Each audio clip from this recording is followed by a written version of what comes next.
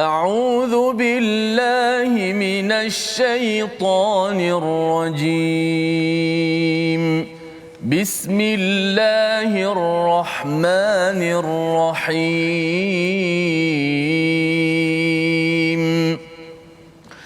الحمد لله رب العالمين الرحمن الرحيم مالك يوم الدين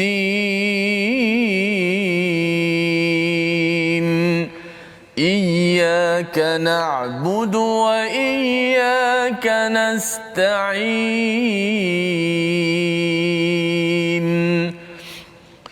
اهدنا الصراط المستقيم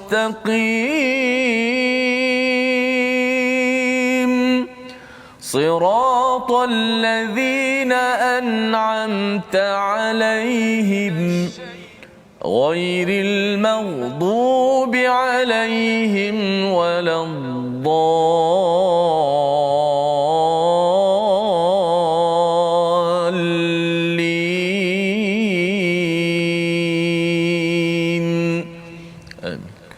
Assalamualaikum warahmatullahi wabarakatuh. Alhamdulillah wassalatu wassalamu ala Rasulillah wa ala alihi wa man walah. Syada la ilaha illallah, syada Muhammadan abduhu wa rasuluh. Allahumma salli ala sayidina Muhammad wa ala alihi wa sahbihi ajma'in. Amma ba'd. Apa khabar tuan-tuan dan puan yang dirahmati Allah sekalian? Kita bersyukur pada Allah Subhanahu wa taala kita bertemu pada minggu ini untuk sama-sama kita mengikuti My Quran Time, baca, faham, amal.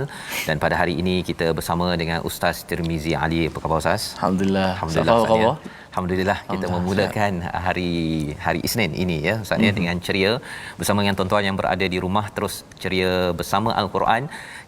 Ada cabaran-cabaran ujian dalam kehidupan kita ini, tetapi kita terus akan naikkan pemikiran kita, hati kita kepada sumber wahyu, mengingat kepada Allah Subhanahu Wa Taala. Itulah sumber ketenangan, dan ketenangan itulah yang kita akan gunakan untuk terus lagi kita meneruskan kehidupan kita dengan kekuatan, dengan izin daripada Allah Subhanahu Wa Taala, meneruskan aktiviti harian kita dengan panduan wahyu daripada Allah Subhanahu Wa Taala.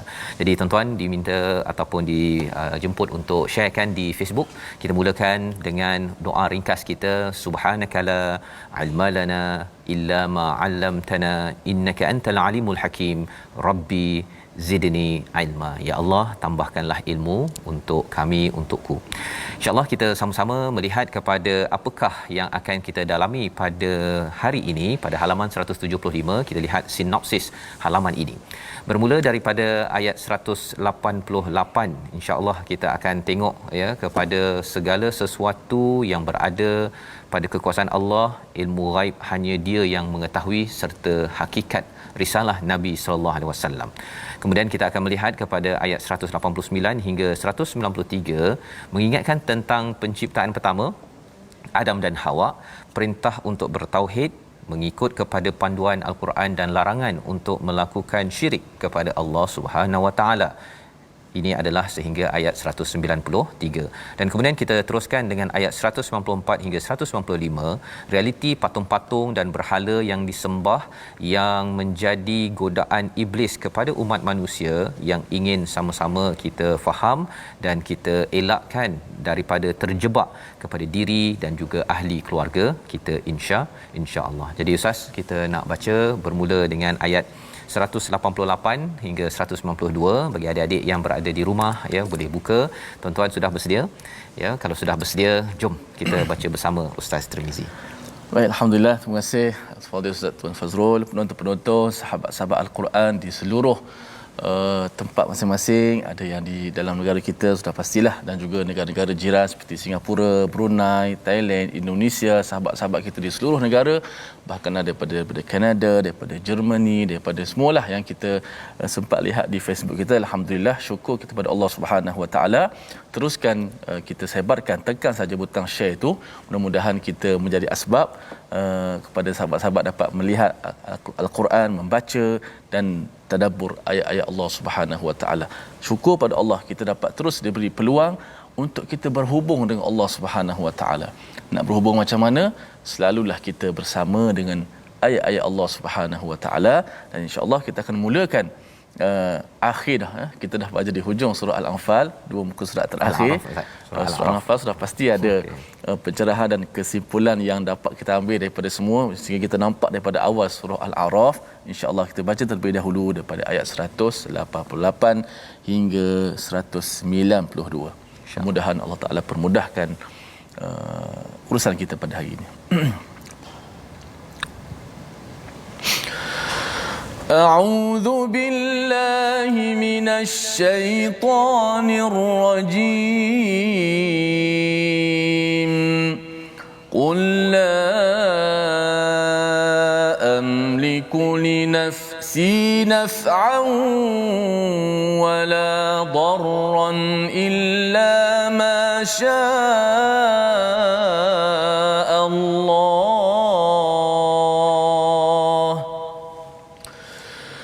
ولو كنت أعلم الغيب لاستكثرت من الخير وما مسني السوء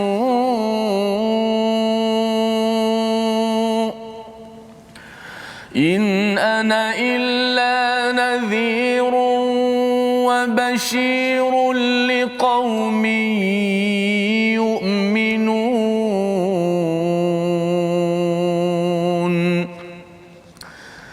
هو الذي خلقكم من نفس واحدة وجعل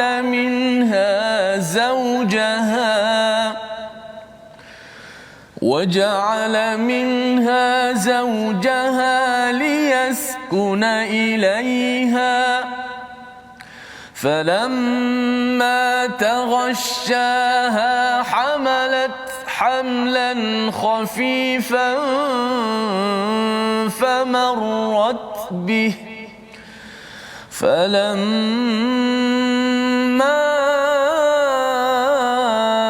أثقلت دعوى الله ربهما لئن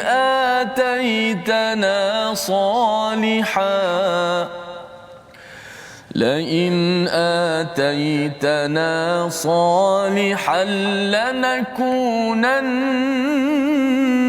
من الشاكرين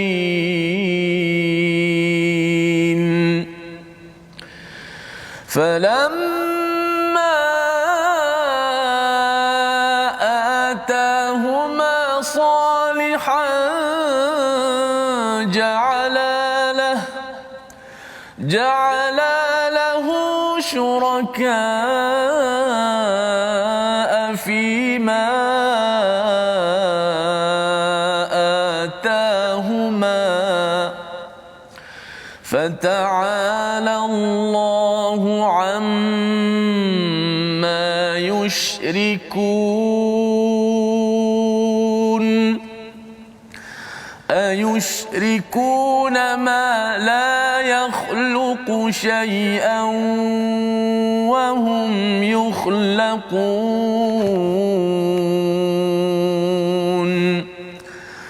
ولا يستطيعون لهم نصرا ولا أنفسهم ينصرون.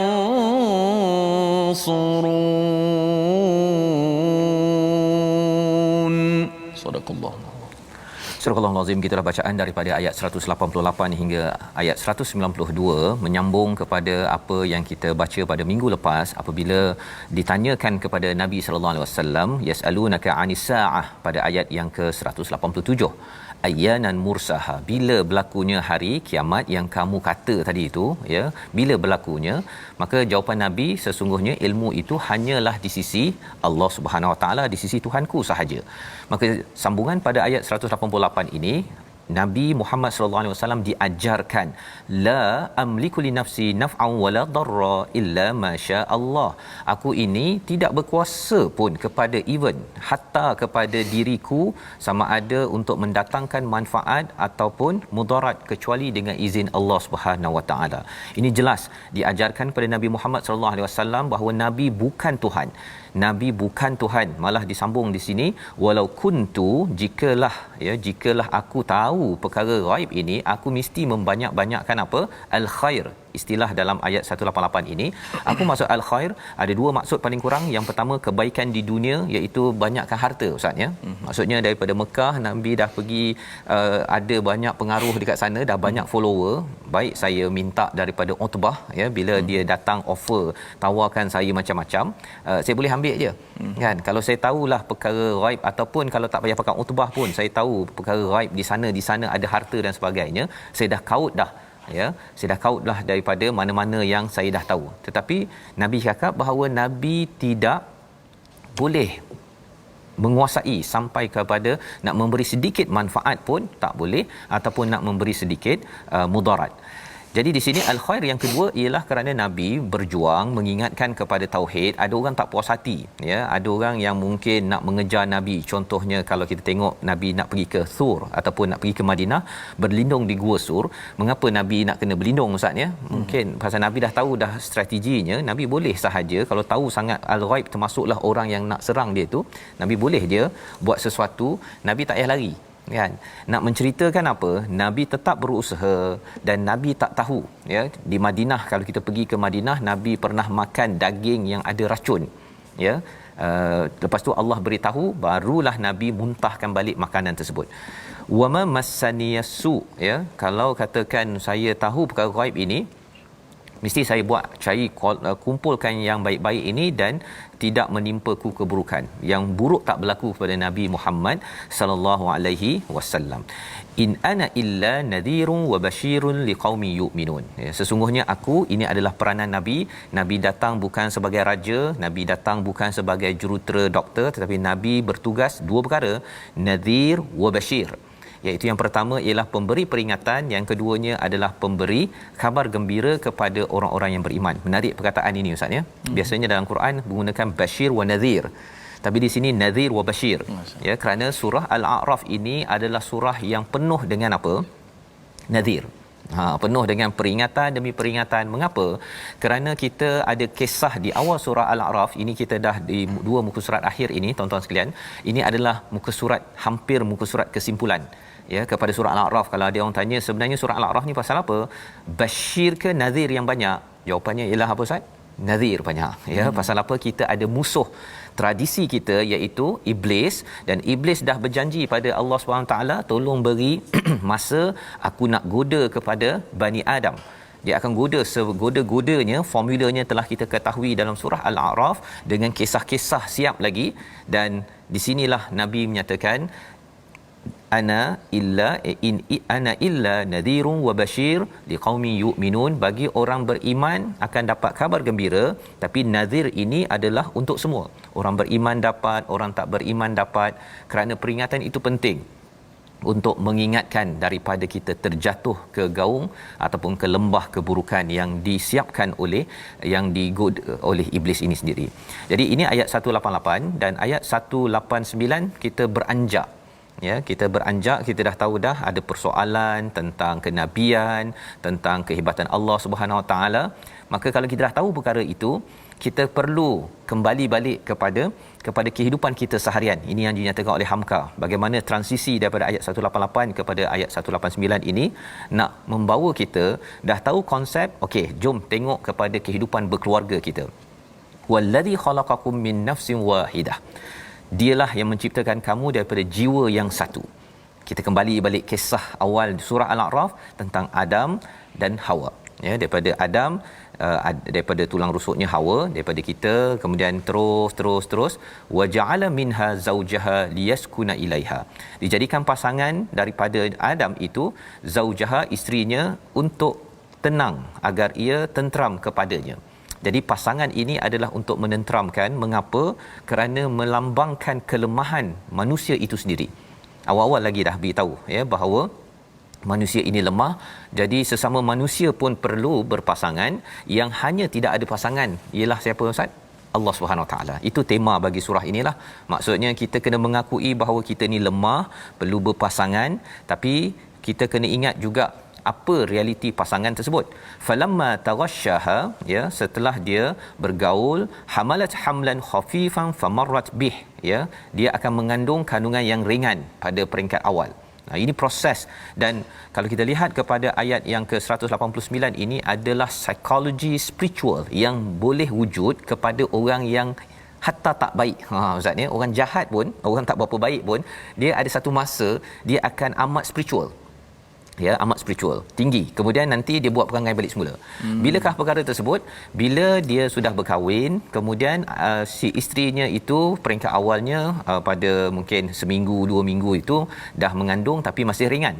Falamma athqalat, apabila dah berat, da'awallaha rabbahuma. Bila dah berat, dah mungkin dah 6 bulan, 7 bulan, 8 bulan, dia akan berdoa kepada Allah Subhanahu Wa Taala, Tuhan mereka berdua, la in ataitana, jika dikurniakan engkau ya Allah, kalaulah engkau anugerahkan kepada kami anak soleh, lanakunanna minasy syakirin, kami jadi di kalangan orang-orang yang bersyukur. Ini realiti tentang apa? Semua orang, ya, termasuklah orang musyrik di Mekah itu, bila mereka dah berkahwin Ustaz ya, bila dah dekat-dekat, awal-awal tu happy, ya, dapat berita gembira, si isteri mungkin dah lawyer, dah nak muntah apa sebagainya, tapi lepas itu dia okey, terutama 5-6 bulan itu dah berat, istilahnya falamma athqalat da'awallaha rabbahuma, dia akan berdoa pada Allah SWT. Ya Allah, tolonglah bagi anak ni comel, kan, tolonglah bagi, siap ada lagi kata kalau boleh nak anak laki lah, anak perempuan lah, dan kalau engkau bagi ini ya Allah, aku akan jadi orang yang bersyukur, kerana nanti dia boleh jadi orang baik, akan menjadi pemimpin apa sebagainya. Ini adalah tahap spiritual yang tinggi dalam diri seseorang, ya. Dan perkataan ni athqalat, kita pernah jumpa pada halaman sebelum ini, ya, bercerita tentang apa? Bercerita tentang ayyana mursaha, bilakah berlakunya hari kiamat, iaitu bila Allah menggunakan perkataan thaqulat fis samawati wal ard, ya, iaitu langit dan bumi ini sudah berat. Perkataan yang sama Ustaz, ya. Jadi apa kaitannya berat mengandung dengan beratnya langit bumi yang dah bersedia untuk kiamat? Sebenarnya kiamat ni macam orang bersalin Ustaz. Ya, maksudnya bila kita tengok dah berat sangat orang bersalin, mengandung itu dah 8-9 bulan, kita waktu itu pun dah berdoa, ya Allah bagilah ke lapangan sebagainya, dia akan jadi amat spiritual. Dan kalau kita tengok kepada langit ini, sebenarnya langit dan bumi ini sebenarnya dia dah 8-9 bulan dah. Level tahapnya itu Allah bawa thaqulat, dah berat dah. Semua tanda-tanda bahawa hari kiamat nak berlaku ni dah macam-macam Ustaz, ya.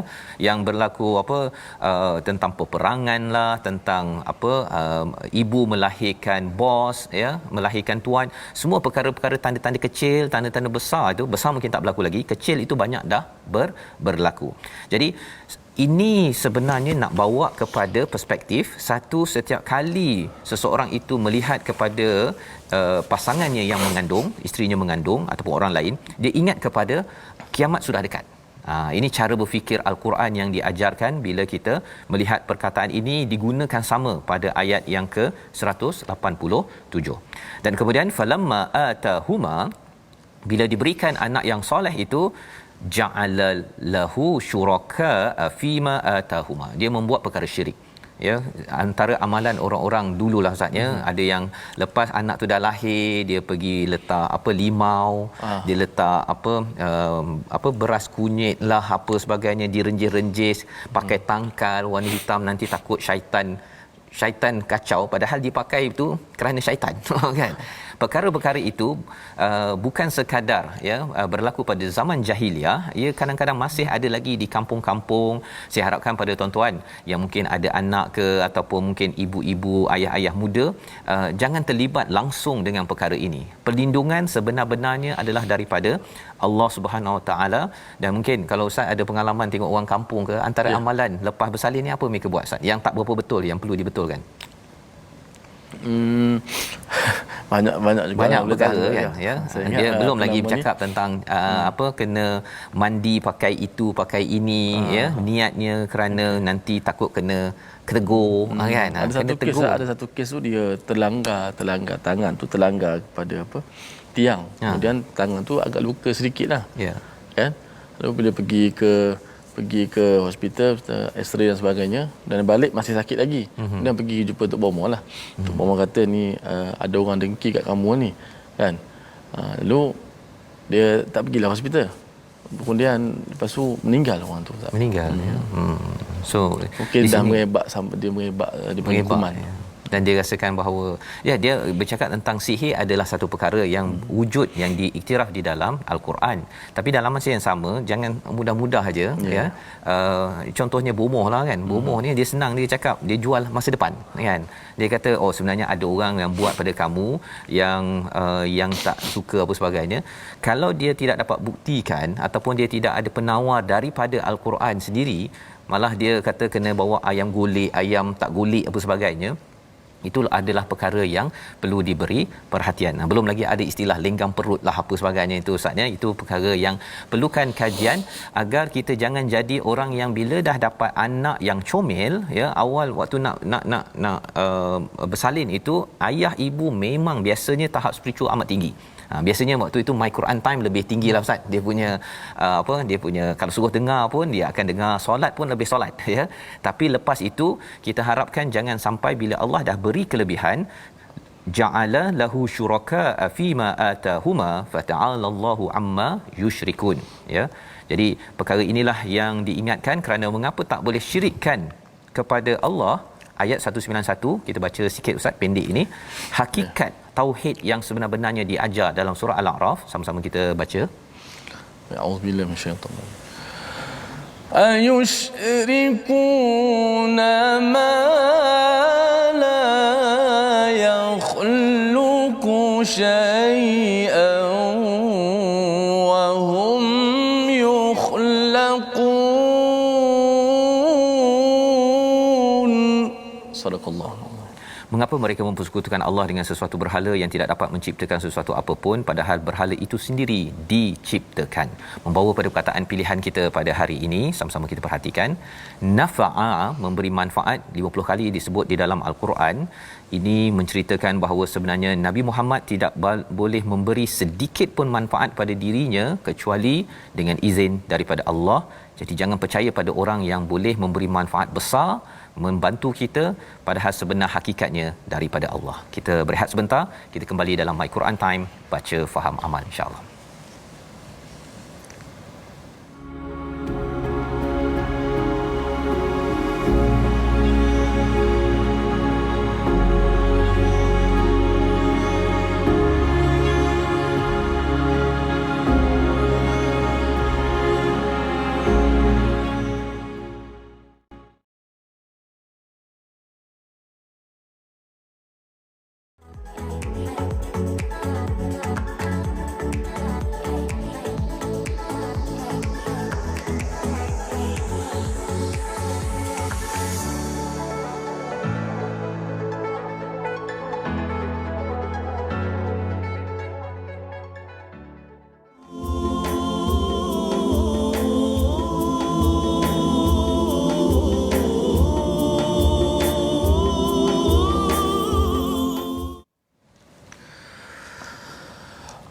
Innal ladzina tad'una min dunillahi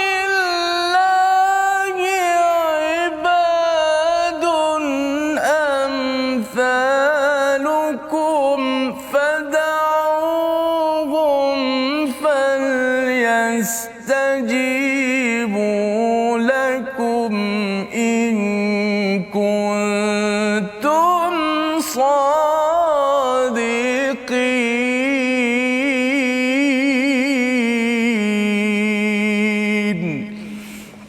Alhamdulillah, terima kasih kepada penonton-penonton, sahabat-sahabat Al-Quran yang terus ceria dan istiqamah dalam My Quran Time ayat 94 yang saya bacakan sebentar tadi. Sudah pasti semestinya ada maksud yang begitu hebat yang insya-Allah Ustaz Fazrul akan mencerahkan. Ada tadi Ustaz yang komen berkenaan perkara yang pelik lah. Antaranya ada yang komen tadi, siapa tadi ya, Fauziana Ahmad, katanya tanam uri letak pensel Ustaz. Tanam uri sekali dengan pensel. Wallahualam, dengan maksud kepercayaan tu. Mungkin Ustaz ada biasa dengar. Ya, ada saya dengar juga yang kalau nak bagi anak pandai kan letak pensel lah, ya, mungkin dia tak letak Quran dalam tu kan. Sebenarnya itu adalah kepercayaan khurafat yang perlu kita ketepikan, ya. Walaupun bagi setengah orang kata alah pensel je kot kan. Kita tak nak kerana pensel tersebut kita ditagih ketauhidan kita, tercemar ketauhidan kita. Orang-orang terdahulu sebenarnya buat begitulah Ustaz ya, macam-macam dicampur-campur, ya. Baby shower kalau nak meraihkan naik buai tak ada masalah je, tetapi kita bersyukur, kita nak menunjukkan kesyukuran, tapi janganlah sampai dimasukkan pulut kunyit lah kan, dengan niat kerana nak bagi jin jangan kacau anak saya ke. Kepercayaan, ya, kepercayaan. Kalau benda yang okey, maksudnya ada yang kata bahawa mandi bunga kan, nak bagi wangi sikit, nak bagi segar, okey, tak ada masalah. Tapi kalau mandi bunga tu dengan niat agar jin tak bertandang ke, ya, ataupun syaitan lari daripada si ibu yang tak boleh sembahyang berapa bulan, kepercayaan itu akan merosakkan, ya, akidah kita. Padahal surah Al-A'raf ini mengajar iblis takkan puas hati. Ya, iblis takkan puas hati kepada Bani Adam, dan kita kena sedar bahawa tak ada siapa yang boleh beri manfaat ataupun mudarat kecuali Allah Subhanahu Wa Taala, Ustaz, ya. Jadi ini panduan kita bersamalah, ya. Betul Ustaz. Masya-Allah, maknanya kalau tak nak diganggu jin, tak nak ganggu syaitan, banyak-banyak baca Quran. Ya. Jangan tunggu kena rasuk dulu Ustaz. Saya beratlah badan saya, tak boleh nak bangun, nak semayang malas, nak bangun malas-malas. Mungkin banyak kerana ganggu jin, syaitan sebagainya. Banyak baca Quran. Sebab tu Nabi sifatkan rumah yang tak dibaca Quran seperti kubur. Seperti kubur. Sebab apa tak dibaca Quran? Banyak syaitan kat dalam tu. Tapi bila dibaca Al-Quran, syaitan tidak akan ada. Nak khususkan lagi surah Al-Baqarah pula. Betul. Maka kita jangan tunggu kena rasuk dulu. Jangan tunggu kena datang dulu. Kita uruskan risiko dulu. Baca Quran siap-siap. Jangan tunggu nak kena rasuk, dah susah kan, dah berat, dah macam-macam, baru nak baca Quran. Jadi parah sikit lah dia punya usaha tu. Jadi kita sentiasa baca Al-Quran. Tadi pun ada sebut, Alhamdulillah Al-Quran bergema dalam rumah saya dengan My Quran. Alhamdulillah, mudah-mudahan kita tidur pun ada Quran yang menghantarkan kita tidur. Kalau kita main dengan banyak nyanyian yang melelaikan, hati kita akan lalai dengan Al-Quran, insya-Allah.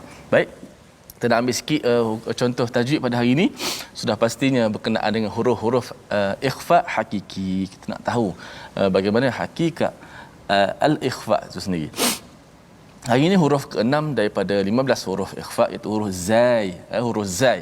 Zai, huruf yang kuat sedikit daripada zal. Huruf zai kerana dia ada sifat yang menjadikan dia kuat, itu sifat safir. Pertama sekali kita faham dulu makhraj zai, di mana hujung lidah ini menekan di belakang gigi, safhah dakhiliyah, di belakang gigi bawah tadi. Maka maknanya antara gigi atas dan gigi bawah ini, apabila dia menyebut ini, hujung lidah menekan di belakang gigi. So, sebagaimana biasa, ikhfa ini huruf sebelum daripada nun mati itu, kalau contoh hari ini munzalin, selepas kita menyebut mim itu, kita terus menyediakan, kita bersedia menghantarkan daripada lepas mim tu nak pergi dekat kepada makhraj huruf zai, salah satu daripada huruf ikhfa.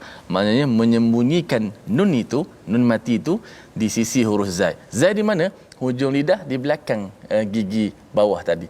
Maknanya tinggal lagi jangan kita sentuh kuat, jangan menekan kuat sahaja. Kita hanya standby dekat situ. Pergi dekat qarib pada makhraj zai tadi. Maknanya macam mana caranya? Hakadha muz. Jadi bila kita nak tekan zai tu dah dekat. Okey. Muzalin. Contoh kedua daripada nun mati bertemu dengan zai pada dua kalimah, man zakkaha.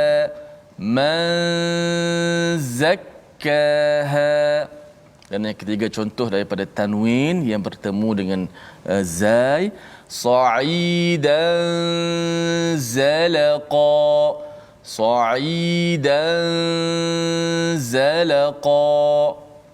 Itu contoh daripada ikhfa hakiki pada huruf zai, huruf yang yang keenam dah daripada 15 huruf ikhfa. Mudah-mudahan satu persatu kita belajar. Selepas habis daripada 15 huruf ikhfa, kita akan belajar melihat pula ini kaedah cara nak mengenal bacaan ikhfa dan praktikalnya. Macam mana nun bertemu dengan zai, caranya bagaimana saya sebut tadi, kita menyembunyikan nun mati itu, makhraj nun di sisi huruf zai, kemudian kekalkan nun tu pada gunnah di hidung.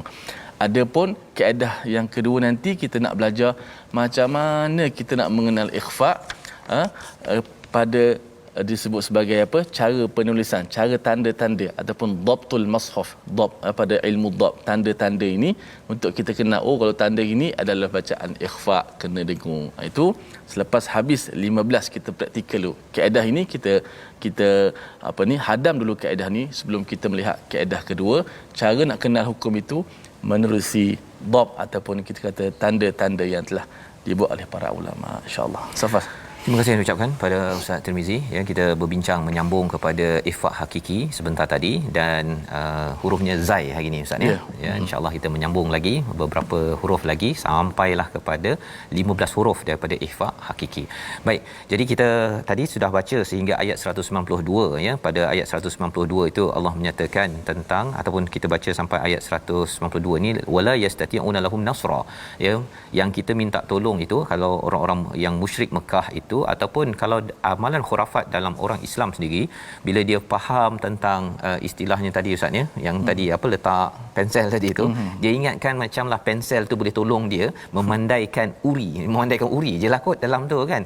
Mana boleh dengan tanam uri, letak pensel jadi pandai tadabbur, mana boleh kan. Itu belum lagi produk baru kan. Produknya ialah ada satu apa, katakan radio tadabbur yang letak dengan uri kan, harapnya pandai tadabbur. Tak mungkin ada kan? satu juga Ustaz, dia letak coklat kat sini, pensel kat situ, anak tu dah boleh merangkak. Kita tengok nak ke mana. Kalau dia gigit pensel, dia jadi orang pandai lah. Kalau dia gigit makanan, jadi besar macam saya Ustaz. Jadi amalan-amalan begini kita kena baiki. Ada yang bertanya ya, tadi ni Iam Harun tanya, kalau pulut kuning kan, boleh ke tak boleh? Pulut kuning kalau kita niatnya nak bagi makan, ya, bersyukur kerana Allah, okey, tapi jangan sampai kita rasa, pasal setakat ni saya tak jumpa lagi pulut warna hijau Ustaz ya, ataupun pulut biru. Jadi kalau pulut kuning itu kerana saya nak bagi agar jin-jin nanti tak kacau saya, niat itu salah. Tapi kalau nak bagi makan secara ringkas, tak ada masalah kan. Orang khatam Quran biasa pulut kuning, kahwin pun pulut kuning, ataupun apa lagi, ketika kenduri kesyukuran anak pun pulut kuning, tak ada masalah. Tapi kita kena betulkan, jangan sampai dia jadi satu budaya yang ada khurafat di sebalik perkara tersebut. Dan lebih daripada itu, Allah nyatakan tadi bahawa pada ayat 192, semua yang diminta tolong ini tidak boleh menolong, wala anfusahum yang surun, iaitu apa? Mereka tidak dapat memberi pertolongan kepada dirinya sendiri. Ya, halaman ini memang fokus kepada tidak mensyirikkan Allah dengan amalan-amalan seperti orang musyrik ataupun khurafat. Pasal apa? Pasal sebenarnya psikologi manusia, terutama pada waktu isterinya sudah nak bersalin, dia amat sensitif Ustaz. Dia amat rasa perlukan pertolongan, spiritual akan naik. Tapi cabarannya apa? Waktu nak bersalin itu dia minta pada Tuhan, tapi spiritual yang masih lagi lemah ya, bukan dengan ilmu, dengan Quran, dia akan disorongkan dengan amalan spiritual yang tak betul. Itu sebabnya dia kadang-kadang first time dapat baby, dia tak tahu nak buat apa, tahnik tak tahu ya. Kalau tahu tahnik, dia akan pergi jumpalah kepada ustaz, kepada orang berilmu. Kalau tidak, kalau nenek ni cakap ya, kalau Siti Hawa Sukimi 66 tahun kata dia tak ajar perkara-perkara yang khurafat ini, baguslah, alhamdulillah, tahniah diucapkan. Tapi pasal anak katakan umur 25 tahun baru dapat baby kan tuan-tuan ya, si ayah 60 ataupun maknya 66 tahun, bila dia ada amalan-amalan tertentu, anak tu pun tengah gelabah-gelabah, bila disuruh sila letakkan apa, letakkan kain kuning contohnya, ataupun letakkan amalan-amalan yang pelik-pelik ini, anak yang dalam keadaan terawang-awang ini, dia akan ikut saja pada mak kan. Dan biasanya amalan khurafat ni, orang yang propose, yang cadangkan tu, dia kuat semangat pula tu. Kalau tak buat nanti kena tegur, nanti anak tu tak membesar, dan nanti kena sakit, macam-macam. Jadi perkara ini yang kita nak sambung lagi pada ayat 193. Mari sama-sama kita teruskan Ustaz. Baik, alhamdulillah kita nak menambahkan lagi koleksi saham akhirat kita. Kita nak baca balik pada ayat yang ke 193 hingga 195 melengkapkan muka surat yang ke 175 surah Al-A'raf. Jom sama-sama kita membacanya dengan alunan tarannum nahawan. A'udzu billahi minasy syaithanir rajim. Bismillahirrahmanirrahim. Wa in tad'uuhum ilal huda la yattabi'ukum sawa'un 'alaykum ad'awtumuhum am antum samitun. Innal ladhina tad'una min dunillahi 'ibadun amthalukum فدعوهم فليستجيبوا لكم إن كنتم صادقين.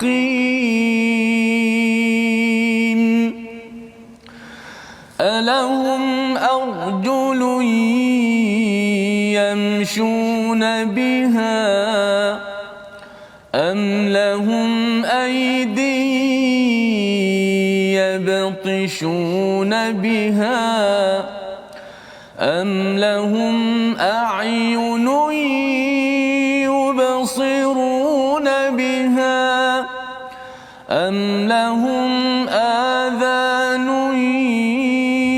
يسمعون بها قل ادعوا شركاءكم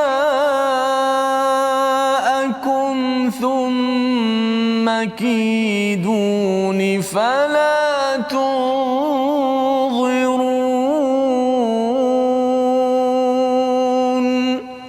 صدق الله العظيم. Surah Al-Nazim 3 ayat daripada ayat 193 hingga 195 meneruskan perkongsian pada halaman 175 ini. Allah menekankan tentang betapa pentingnya menjaga ketauhidan betul-betul kepada Allah Subhanahu Wa Taala. Jangan disongsangkan, dirosakkan cara berfikir perasaan kita dengan syirik kepada Allah Subhanahu Wa Taala. Ayat 193, dan jika kamu orang musyrik menyerunya berhala untuk memberi petunjuk padamu, berhala itu tidak dapat memperkenankan seruanmu. Perkataan yang Allah gunakan di sini adalah la yattabi'ukum. Bukan sekadar la yastajibukum, ya, bukan sekadar tak menjawab, ya, bila kita minta hidayah, maksudnya Allah tak gunakan sini la yahdikum, ya, Allah dia tidak memberi hidayah, tapi la yattabi'ukum. Apa maksudnya? Bila kita dah belajar bahawa sebenarnya bila kita ikut Nabi ini, kita ikut dekat-dekat, itu istilahnya ittiba'. Maka apabila kita mohon hidayah daripada Allah Subhanahu Wa Taala, sebenarnya berhala ini tak boleh ikut dekat-dekat pun dengan kita. Dia tak boleh nak ikut apa yang kita perlukan dalam kehidupan. Kita tak dapat. Ya, pasal apa? Pasal dia pun berhala. Ataupun kalau kita cakap tentang makhluk lain, ustaz, ya, macam pensel tadilah, ya. Bukannya ada yang tulis, mungkin kita silap tulis kot dekat Facebook, tanamlah uri dengan pensel dengan niat kerana Allah. Tak boleh juga. Dah memang benda tu salah. Jangan letak pensel, jangan letak pelita, jangan letak apa-apa. Bersihkan, ya. Pasal benda itu perlu diletakkan, okey, tanam ke apa ke, niat kerana Allah itu sahaja. Jangan letak pensel niat kerana Allah. Tak boleh, kan? Kerana ia cuba untuk baca bismillah sambil isap rokok. Mana ada istilah itu, ustaz, ni kan? Perkara yang kalau nak, kita kena ikut betul-betul apa yang digariskan oleh Al-Quran. Baik. Sawa'un 'alaikum ad'autumuhum am antum samitun. Sama sahaja, sama ada kamu berdoa ataupun kamu menyeru ataupun kamu senyap, sama sahaja, ya, kepada tadilah, sama ada berhala satu, itu yang paling ketara bagi orang musyrik. Tetapi amalan-amalan khurafat tadi itu ialah kita tak payah pun nak minta kepada pensel tolong pandaikan anak saya, tak payah. ya, kita minta ke tak minta sama sahaja. Dia argument hujah dalam al-Quran ini untuk memastikan kita betul-betul yakin bahawa sebenarnya amalan khurafat adalah amalan yang tak perlu pun. Ya, kalau di Sabah Ustaz ya, saya ada dengar berita masih lagi sebahagian tempat yang dekat tepi laut tu dia letak jamuan tu. Masih ada lagi, ya, ataupun bukan sekadar di Sabah lah, maksudnya di tempat-tempat lain yang itu. Kalau tuan-tuan tahu berita tersebut, tuan-tuan jangan terlibat. Kalau boleh tegur. Kerana apa? Kerana amalan khurafat ini sebenarnya dia merosakkan cara berfikir. Bila rosak cara berfikir, siapa yang goda ini? Iblis. Nanti apa yang kita dah belajar tentang rasuah, tentang perkara-perkara jenayah, sebenarnya cara berfikir orang yang sanggup mengambil rasuah kerana dalam pemikirannya ada bab-bab khurafat ataupun songsang. Jadi amalan songsang pada zaman Turki dahulu, bila Turki kan naik Ustaz kan, Turki Osmaniyah itu naik, tapi kehancuran Turki pada waktu itu kalau kita ikut pada sejarawan, salah satunya kerana amalan khurafat bermaharajalela.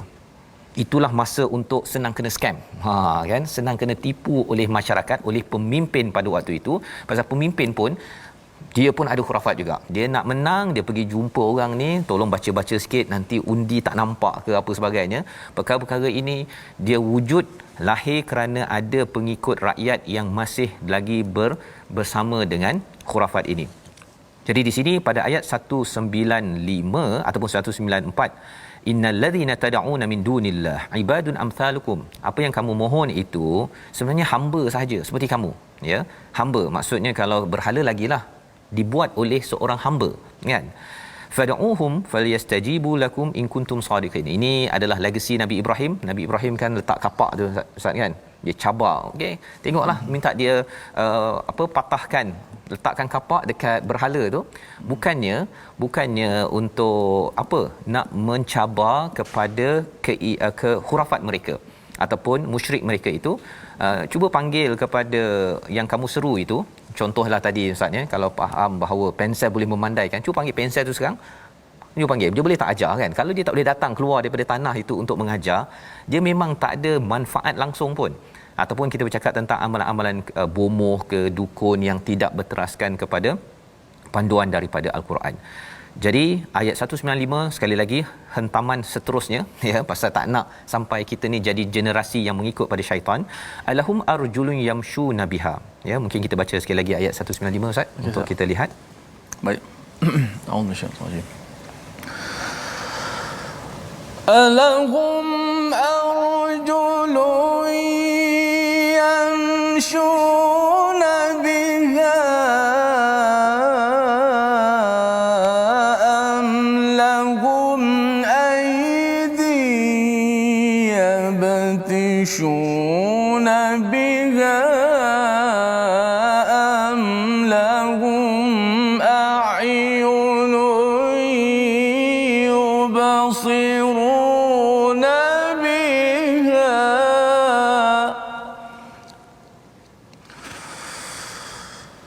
am lahum adhanun yasma'una biha qul da'u syuraka'akum thumma kiduni fala tunzirun.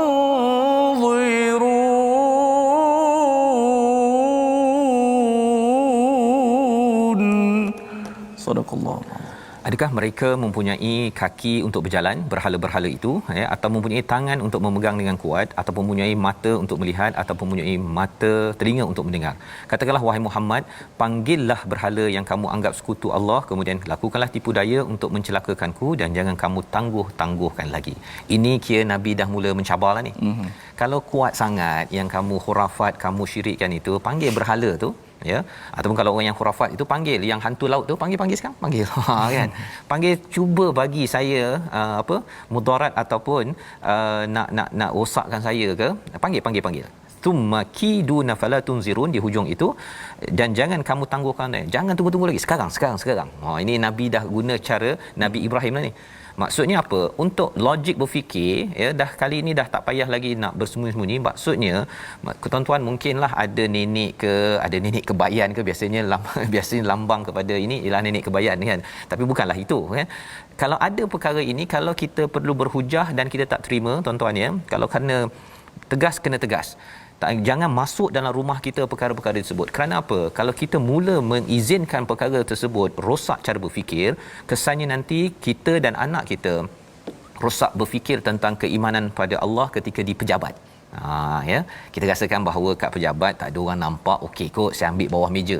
Itu lahir kerana apa? Kerana di dalam rumah lagi dia sudah ada amalan-amalan tidak takut kepada Allah Subhanahu Wa Taala, membawa kepada situasi gambaran apa yang kita lihat pada halaman 175. Kita saksikan, iaitu cakap tentang Nabi sallallahu alaihi wasallam menyatakan bahawa Nabi tidak boleh mendatangkan manfaat ataupun mudarat kecuali dengan izin Allah. Dan sebelah kanan itu tak sabar nak menunggu baby, ya, kita akan jadi orang yang bersyukur. Tapi selepas dapat baby buat macam-macam, ya, kemenyannya ke ataupun baby shower yang tidak ikut kepada peraturan. Ikut peraturan tak ada masalah, dalam Islam ada peraturan itu. Dan lebih daripada itu ialah di sebelah kanan bawah itu Tuhan itu dibuat-buat, ya, ataupun khurafat itu dibuat-buat oleh orang yang kreatif, ya, tetapi sebenarnya itu hanyalah tipuan daripada iblis syaitan. Kita lihat pada resolusi yang kita perlu ambil tindakan pada hari ini. Kita perhatikan, selalu memohon kepada Allah yang Maha mengetahui dalam urusan harian kita. Jangan mohon kepada kubur, kepada orang-orang manusia, kerana mereka semua adalah hamba. Yang kedua, memohon agar dikurniakan anak soleh dan tidak menjadikannya sumber syirik selepas itu. Dan yang ketiga, jangan memohon kepada hamba tetapi utamakan Allah yang Maha berkuasa. Sama-sama kita berdoa, Ustaz. Bismillahirrahmanirrahim. Alhamdulillah wassalatu wassalamu ala Rasulillah. Ya Allah, Tuhan kami, berikanlah kepada kami kekuatan untuk sentiasa kami follow, kami ikut serapat-rapatnya Al-Quran dan sunnah Nabi-Mu, ya Allah. Ya Allah, Tuhan kami sedar Al-Quran dan sunnah sahajalah yang mampu menyelamatkan umat ini, ya Allah. Ya Allah, ya Tuhan kami, kurniakanlah kepada kami untuk sentiasa bersyukur kepadamu, ya Allah. Sabar apabila diuji, ya Allah. Sentiasa redha dengan ketentuanmu, ya Allah. Ya Allah, kadang-kadang kami lupa untuk bersyukur kepadamu, ya Allah. Janganlah kau azabkan kami, ya Allah. Ampunkanlah kami, ya Allah. Ya Allah, jauhkanlah kami daripada perkara khurafat dan syirik, ya Allah. Ya Allah, jauhkanlah kami semua, ya Allah, daripada perkara-perkara khurafat dan syirik, ya Allah. Sesungguhnya kami takut untuk bertemu denganmu, ya Allah. Kami tidak tahu apakah status kami ketika itu, ya Allah. Ya Allah, jadikanlah kami orang-orang Islam, ya Allah. Janganlah kau matikan kami kecuali kau redha kami, ya Allah. Kecuali kami menjadi orang-orang Islam, ya Allah. Ya Allah, inna salati wa nusuki wa mahyaya wa mamati lillahi rabbil alamin la syarikalah wa bidzalika umirtu wa ana minal muslimin. Ya Allah, Tuhan kami, sesungguhnya solat kami, ya Allah, ibadat kami, ya Allah, hidup kami, ya Allah, mati kami, ya Allah, hanya untuk-Mu, ya Allah. Tuhan sekalian alamnya, tidak ada sekutu bagimu, ya Allah. Demikianlah, jadikanlah kami orang-orang Islam, ya Allah. Ya Allah, peliharakanlah akidah kami semua, ya Allah. Ya Allah, peliharakanlah akidah kami semua, ya Allah, dengan Al-Quran, ya Allah. Amin ya rabbal alamin. Walhamdulillah. Amin ya rabbal alamin. Terima kasih diucapkan pada Ustaz Tirmizi memimpin doa kita. Kita mengharapkan dengan panduan daripada halaman 175 ini kita dapat berfikir dengan bagus, kerana kita perlukan pemikiran yang bagus daripada Al-Quran ini untuk menjadikan hidup kita ini mengikut peraturan Al-Quran, tidak mudah ditipu dan menipu orang lain. Ini kesedaran daripada tabung gerakan Al-Quran. Kempen kita ingin lebar-lebarkan dengan sumbangan tuan-tuan, nanti kita banyakkan lagi kempen dan program agar masyarakat lebih sedar tentang Quran dan kita dapat bina generasi yang tidak khurafat, dalam masa yang sama tidak melakukan perkara-perkara mengikut langkah iblis sebagaimana kisah dalam surah Al-A'raf. Kita bertemu pada jam 5, pada jam 10, pada jam 6 pagi. Rancangan ini dibawakan oleh Mufas. Mendoakan tuan-tuan terus berpegang pada tauhid, jangan sekali-kali khurafat di dalam diri. My Quran Time, baca faham amal, insya-Allah.